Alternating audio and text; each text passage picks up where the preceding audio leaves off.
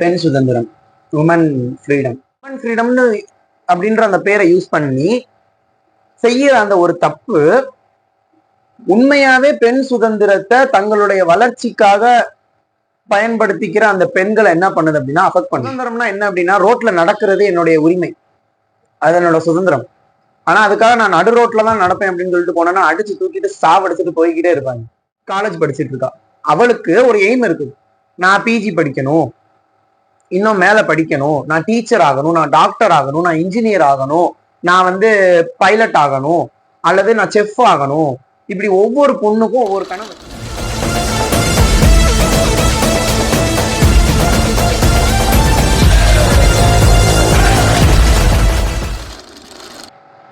பெண் சுதந்திரம், woman freedom.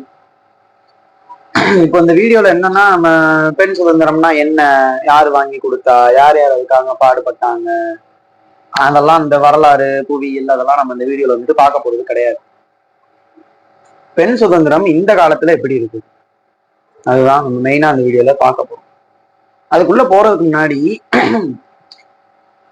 பொதுவாவே இந்த சொசைட்டி ஆரம்ப கட்டத்துல இருந்தே ஒரு ஒரு பிறக்கிற குழந்தைக்கு பிறக்கிற குழந்தை தன்னுடைய நல்லது எது கெட்டது எதுன்னு பிரிச்சு பாக்குற அந்த வயசை அடைஞ்சதுக்கு அப்புறமா இந்த சொசைட்டி அந்த குழந்தைக்கு சொல்லி கொடுக்குற ஒவ்வொரு விஷயமுமே என்னன்னா தப்பானதான் இருக்கு. என்னோட பாயிண்ட் ஆஃப் வியூல அது ஒரு பையனா இருக்கட்டும் அல்லது ஒரு பொண்ணா இருக்கட்டும், எந்த ஒரு விஷயமா இருந்தாலுமே சரி, அது ஒரு எஜுகேஷன் பேஸா இருக்கட்டும், அல்லது ஒரு மெச்சூரிட்டி பேஸா இருக்கட்டும், அல்லது ஒரு பர்சனல் பேஸா இருக்கட்டும், ஒரு குழந்தைக்கு சொல்லி கொடுக்கறது, அதாவது குழந்தையில இருந்து வளர்ற அந்த ஒரு மனுஷனுக்கு அல்லது ஒரு மனுஷனுக்கு சொல்லி கொடுக்குற அந்த விஷயங்கள்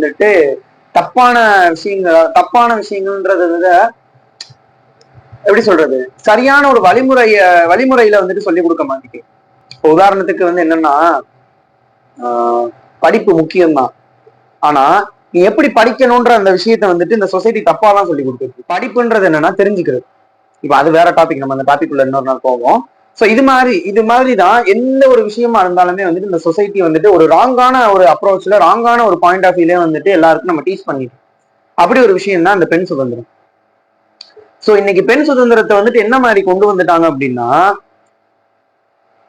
ஒரு பெண் சுதந்திரம் அப்படின்ற அந்த பேரை யூஸ் பண்ணி, விமன் ஃப்ரீடம்னு அப்படின்ற அந்த பேரை யூஸ் பண்ணி செய்யற அந்த ஒரு தப்பு உண்மையாவே பெண் சுதந்திரத்தை தங்களுடைய வளர்ச்சிக்காக பயன்படுத்திக்கிற அந்த பெண்களை என்ன பண்ணுது அப்படின்னா அஃபெக்ட் பண்ணுது.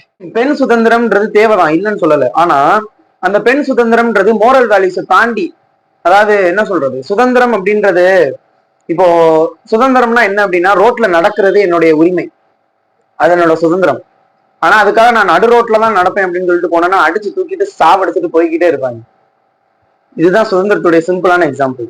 உன்னுடைய சுதந்திரம் மற்றவங்களை அஃபெக்ட் பண்ணக்கூடாது, உன்னுடைய உரிமைகள் மற்றவங்களுடைய உரிமைகளுக்குள்ள மூக்க நுழைக்க கூடாது, அண்ட் நீ அதுக்காக எடுத்துக்கிற ஸ்டெப்ஸ் மற்றவங்களையும் பாதிக்க கூடாது. அதுதான் மெயினான மோட்டிவே. இங்க ஒரு சிம்பிளான ஒரு எக்ஸாம்பிள் சொல்றேன். நம்ம நிறைய நியூஸ்ல பார்த்திருக்கோம், பெண்கள் தான் காதலிச்ச அந்த கணவனோட தான் காதலிச்ச அந்த காதலனோட ஓடி போய் கல்யாணம் பண்ணிக்கிட்டாங்க. கலப்பு திருமணம் இதெல்லாம் ஓகே தான். இந்த கலப்பு திருமணம்ன்ற கான்செப்ட் வேற, அதுக்கு நம்ம இன்னொரு நாள் வருவோம். தன் காதலிச்ச பையனோட ஓடி போய் கல்யாணம் பண்ணிக்கிறது சரி, ஆனா அவங்களோட பேரண்ட்ஸோட மைண்ட் செட் என்ன அப்படின்றதையும் பார்க்கணும். ஓகேவா? இப்போ வீட்டுல ஒரு ரொம்ப டாமினேட்டிங்கான ஒரு சிஸ்டம் ஓடிட்டு இருக்குன்னு வச்சுக்கோங்க. லைக் எப்படி சொல்றது, ஒரு 4 பேர் இருக்காங்க, அதுல அந்த ஓடி போன அந்த பொண்ணோட அப்பா அம்மா அப்படின்றவங்க ரொம்ப மத்த பீப்புளால என்ன மாதிரி அட்டாக் பண்ணப்படுறாங்க அப்படின்றத நம்ம யோசிக்கணும்.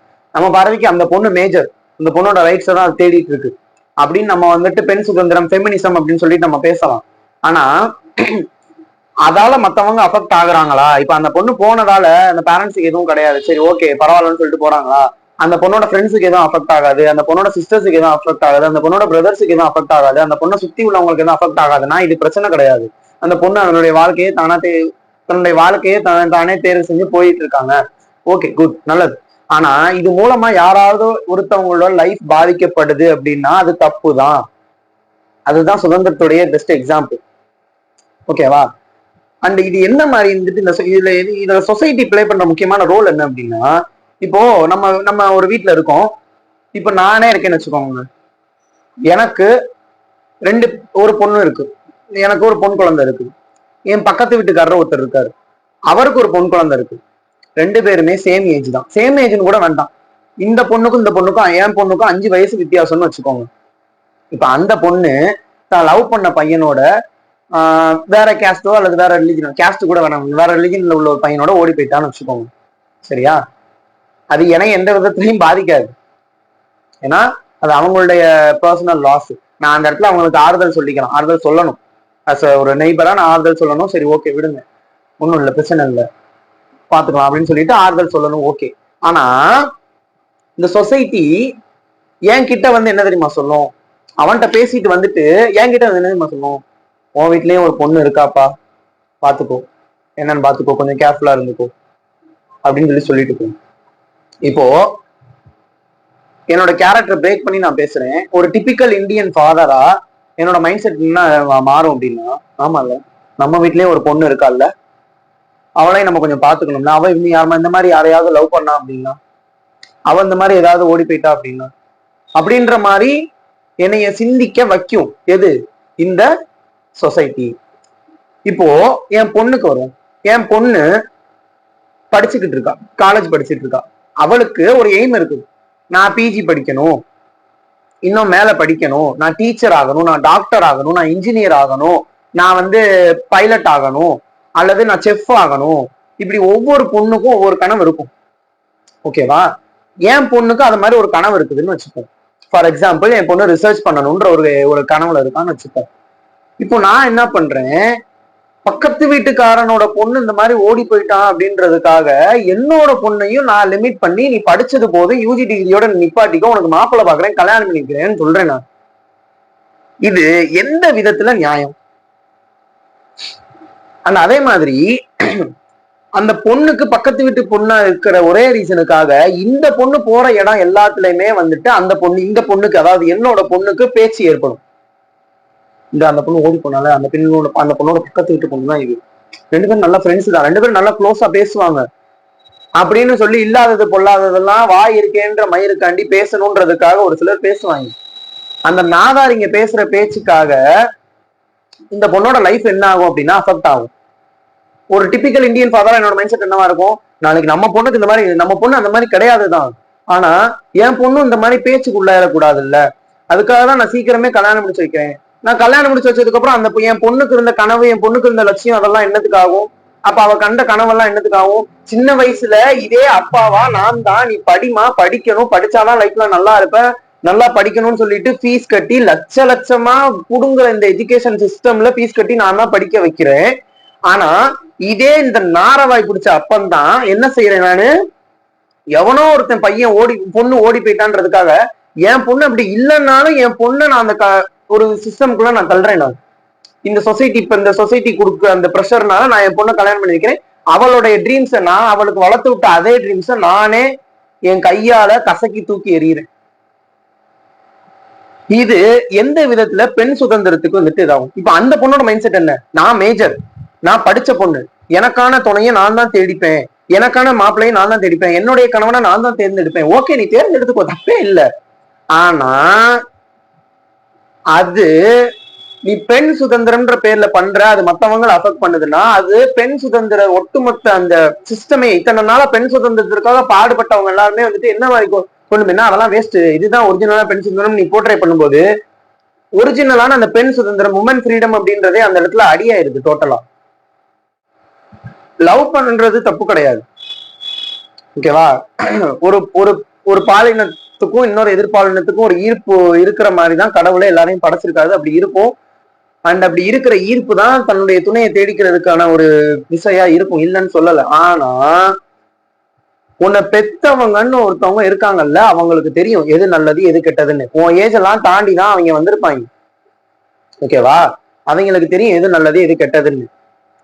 நீ அவங்கள மீறி இப்படி பண்ற ஒரு விஷயம் நாளைக்கு சொசைட்டில உன்னைய பெத்த அந்த பாவத்துக்காக அவங்களையும் தலையை கொண்டு நிக்க வைக்கும். ஓகேவா? நீங்க இதை எப்படி எடுத்துக்கிட்டாலும் பரவாயில்ல, என்னடா இவன் வந்துட்டு இப்படி பேசிட்டு இருக்கான் அப்படின்னு எடுத்துக்கிட்டாலும் பரவாயில்ல. நான் வந்துட்டு நான் விமன்ஸுக்கு வந்துட்டு அகைன்ஸ்ட், சாரி, விமனுக்கு வந்துட்டு அகைன்ஸ்டா நான் பேசல, விமனுக்கு சப்போர்ட் பண்ணி தான் பேசுறேன். தப்பு பண்ற ஒரு சில விமனால பாதிக்கப்படுற சம்பந்தமே இல்லாத விமன்ஸுக்கு சப்போர்ட் பண்ணி நான் பேசுறேன். எங்கேயோ ஏதோ ஒரு இடத்துல ஏதோ ஒரு பொண்ணு தப்பு பண்றா, ஏதோ ஒரு பொண்ணு தப்பு பண்றா மீன்ஸ் நீங்க ராங்கான மோட்டிவ்ல பாக்காதீங்க. ஏதோ ஒரு பொண்ணு வந்துட்டு இந்த மாதிரி லவ் பண்ணி பேரண்ட்ஸுக்கு அகேன்ஸ்டா மேரேஜ் பண்ணிக்கிறா, அல்லது சம் அதர் ஏதோ ஒரு தப்பு பண்றா அந்த பொண்ணு அப்படின்னா, அதனால நம்ம பொண்ணு அப்படி யாரும் பேசிடக்கூடாது, நம்ம பொண்ணு அப்படி ஆயிடக்கூடாதுன்ற மோட்டிவ் கிடையாது. அந்த இடத்துல கூட நம்ம பொண்ணு அப்படி யாரும் பேசிடக்கூடாது அப்படின்ற 4 பேர் 4 விதமா சொல்லிடக்கூடாது, வாய்க்கு வந்த மணிக்கு பேசுற அந்த சொசைட்டி பேசிடக்கூடாதுன்ற பயத்துல அந்த அப்பா பண்ற தப்பு அந்த பொண்ணுடைய ஃபியூச்சரை எந்த அளவுக்கு அஃபெக்ட் பண்ணும்? ஆப்வியஸ்லி நீங்க இந்த மாதிரி இப்ப இந்த வீடியோ பாக்குறதுல யாராவது ஒருத்தராவது இந்த மாதிரி அஃபெக்ட் ஆயிருந்தீங்கன்னா நான் என்ன கான்செப்ட் உங்கள்ட்ட பேச வரேன்றது உங்களுக்கு புரியும். சோ ஒரிஜினலா இந்த இடத்துல நான் என்ன சொல்ல வரேன் அப்படின்னா, எல்லாருக்குமே ட்ரீம் இருக்குது இந்த வேர்ல்டுல. அந்த ட்ரீமை நோக்கி போ அப்படின்னு சொல்லிட்டு நம்ம தான் இந்த உலகத்துக்குள்ள வரும்போது அவங்கள்ட்ட சொல்றோம் நம்ம. ஆனா ஏதோ ஒரு சுச்சுவேஷன்ல எதிர்பாராம நடக்கிற மத்தவங்களுக்கு நடக்கிற ஏதோ ஒரு தப்பால இவங்களுடைய ட்ரீம் அந்த மாதிரி பாதிக்கப்படக்கூடாது. உன் பொண்ணை உனக்கு தெரியும்ல, நம்ம பொண்ணை நமக்கு தெரியும்ல, என் பொண்ணை எனக்கு தெரியும்ல. அப்படி இருக்கும்போது நான் ஏன் எவனோ ஒருத்தன் பேசுவான்றதுக்காக நான் வந்து சொல்லணும்? நம்ம குடும்பத்திலே வந்துட்டு 4 பேர் 4 விதமா பேசிடக்கூடாதுப்பா அப்படின்னா, நாளைக்கு உன் பொண்ணை நீ படிக்க வைக்கணும்னு ஏதாவது ஒரு ஸ்டெப் எடுக்கிற அப்படின்னா, அல்லது நீ வேற ஏதாவது உன் பொண்ணுக்காக ஒரு ஸ்டெப் எடுக்கிறன்னா, அவன் வந்து உனக்காக காசு கொடுத்து நிக்க போறது கிடையாது. அப்படி நின்னான்னா வெகுவான வந்துட்டு ரிலேட்டிவ் வச்சுக்கோ, நல்லதுதான். அப்படி ஒரு ரிலேட்டிவ் கிடைக்கிறது வரம் தான், வச்சுக்கோ. ஆனா எல்லாரும் அப்படி நிக்க போறது கிடையாது. அவனுக்கு ஒண்ணுன்னா எதிர்பார்ப்பான், ஆனா மத்தவனுக்கு ஒண்ணுன்னா எவனும் இங்க வந்து நிக்க மாட்டான். அப்படிதான் அந்த சொசைட்டி எல்லாரையுமே வளர்த்து விட்டுருக்கு. ஓகேவா? அப்படிங்கும்போது முக்கியமா அந்த பெண்களுக்கு, விமனுக்கு தான் நான் வந்துட்டு இப்ப சொல்ல வர்றது என்னன்னா, நீ பண்ற ஒரு விஷயம் எந்த விதத்திலையும் உன்னை சார்ந்து இருக்கிற மற்ற பெண்களை பாதிக்க கூடாது, மற்ற பெண்களுடைய வாழ்க்கைய, மற்ற பெண்களுடைய ஃபியூச்சரை, அவங்களுடைய எய்மை, அவங்களுடைய ட்ரீமை பாதிக்க கூடாது. அப்படி பாதிச்சது அப்படின்னா நீ அந்த விஷயத்த பண்ணக்கூடாது. ஏன்னா ஏதோ ஒரு விதத்துல ஏதோ ஒரு இடத்துல அந்த பொண்ணு உனக்கு சப்போர்ட் பண்ணிருப்பா. அப்படி சப்போர்ட் பண்ண ஒரே ரீசனுக்காக இந்த சொசைட்டி அன்னைக்கு அந்த பொண்ணு கூட நின்று அவ பேசிட்டு தான் இருந்தா, அப்போ இவளுக்கு ஏதோ சம்பந்தம் இருக்குது அப்படின்ட்டு இந்த பொண்ணையும் போட்டு அடிக்கும். ஏதாவது நான் தப்பா நீ பேசுறது இந்த இடத்துல தப்பு அப்படின்னா அனுபவிச்சுட்டு வந்து உட்கார்ந்துதான் பேசிக்கிட்டு இருக்கோம். நடக்காத ஒண்ணு பேசினாதான் இது தப்புன்னு நீங்க, அதாவது ஒரு இமேஜினேஷன்ல வந்து இப்படி நடந்தா என்ன செய்யறதுன்ற மணிக்கு பேசினாதான் இது தப்புன்னு நீங்க அட்ரஸ் பண்ணி சொல்றது கரெக்டா இருக்கு. ஏற்கனவே நடந்த ஒரு விஷயத்தை தான் இங்க வச்சு நான் பேசிக்கிட்டு இருக்கேன். அண்ட் இது மாதிரி ஏகப்பட்ட பேரோட லைஃப்ல நடந்திருக்கும் கண்டிப்பா. யாராவது ஒருத்தராவது உங்க ஃப்ரெண்டுக்கோ அல்லது உங்களுக்கு தெரிஞ்சவங்களுக்கோ இந்த மாதிரி நடந்து நீங்க ஃபேஸ் பண்ணி இதை கடந்துதான் வந்திருப்பீங்க கண்டிப்பா. ஓகேவா? யாரோ ஒருத்தர் பண்ண தப்புக்காக நம்மளும் அந்த மாதிரி தப்பு பண்ணிடுவோமோ அப்படின்னு சொல்லிட்டு நம்மளையும் வந்துட்டு நம்மளுடைய கனவுகளை வந்துட்டு பொருத்தி பாதுகாத்து வளர்க்குற மாதிரிக்கு ஒரு சொசைட்டிக்குள்ளதான் நம்ம வாழ்ந்துகிட்டு இருக்கோம். அதனால 3 பேருக்கு 3 விதமான அட்வைஸ் நான் கொடுக்குறேன். Number 1, society. உன் வேலை மயிர் என்னவோ அதை மட்டும் நீ பாரு, சரியா? அந்த பொண்ணு அந்த பொண்ணோட லைஃபை தேடிக்கிட்டா அப்படின்னா இந்த பொண்ணு இந்த பொண்ணோட லைஃபை அவங்க பேரண்ட்ஸ் கிட்ட தான் கொடுக்கணும்ன்ற நினைப்புல இருப்பா. நீ பேசுறதாலேயே வந்துட்டு அவங்க பேரண்ட்ஸ் அந்த லைஃபை கையில எடுத்து கசக்கி புளிகிறதுனால அந்த பொண்ணோட லைஃபை நீயே பாழாக்கல. இந்த மாதிரி எத்தனையோ பேரோட லைஃபை நீ பாழாக்கி இருக்க. நீ புடுங்கினதெல்லாம் போதும் சொசைட்டிக்கு, நீ புடுங்கினதெல்லாம் போதும். உன் வேலையை மட்டும் பார்த்துக்கிட்டு பேரண்ட்ஸுக்கு உங்க பொண்ணு மேல நீங்க நம்பிக்கை வைங்க, சரியா?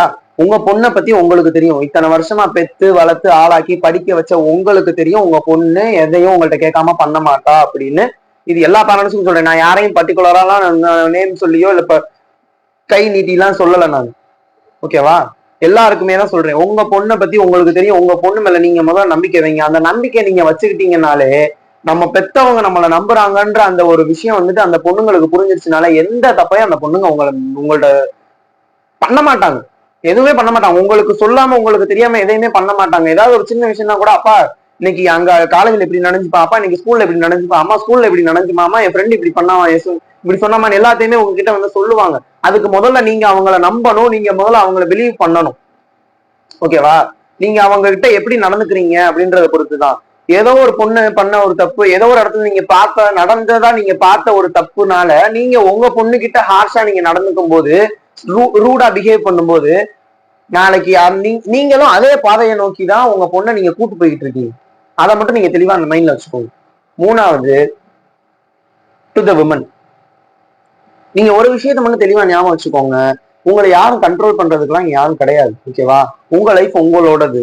அதை நீங்க தெளிவா மைண்ட்ல வச்சுக்கிட்டு நீங்க எந்த ஒரு ப்ராப்ளத்தை ஃபேஸ் பண்ணாலும் நீங்க ஃபேஸ் பண்ணுங்க. ஓகேவா?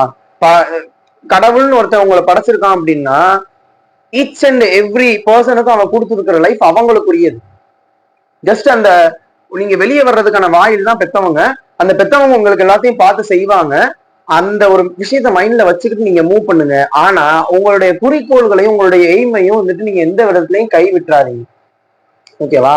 இன்னைக்கு வந்துட்டு என்ன சொல்றது, ஒரு காலத்துல வந்துட்டு உமன் ஃப்ரீடம்னா ஸ்பெல்லிங் என்னன்னு கேட்டுட்டு இருந்த காலம் அது.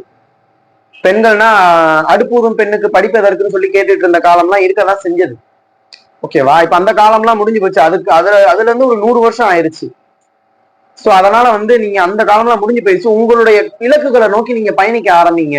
அண்ட் அதுக்கு இடையில வர்ற தடைகள் எல்லாத்தையுமே நீங்க வந்துட்டு போல்டா ஃபேஸ் பண்ணுங்க. எங்க இதை சொல்லிடுவாங்களோ, எங்க அதை சொல்லிடுவாங்களோன்னு சொல்லிட்டு நீங்க எந்த ஒரு விஷயத்துலயுமே வந்துட்டு நீங்க ஸ்ட்ரகிள் ஆகி முட்டி நிக்க வேண்டிய அவசியமே கிடையாது. அதை மட்டும் நீங்க தெளிவா ஞாபகம் வச்சுட்டு உங்களோட லைஃபை மூவ் பண்ணுங்க. அண்டு பெண் சுதந்திரத்தை பெண் சுதந்திரமா பயன்படுத்துங்க. அபியூஸ் பண்ணாதீங்க பெண் சுதந்திரத்தை. தேங்க்யூ.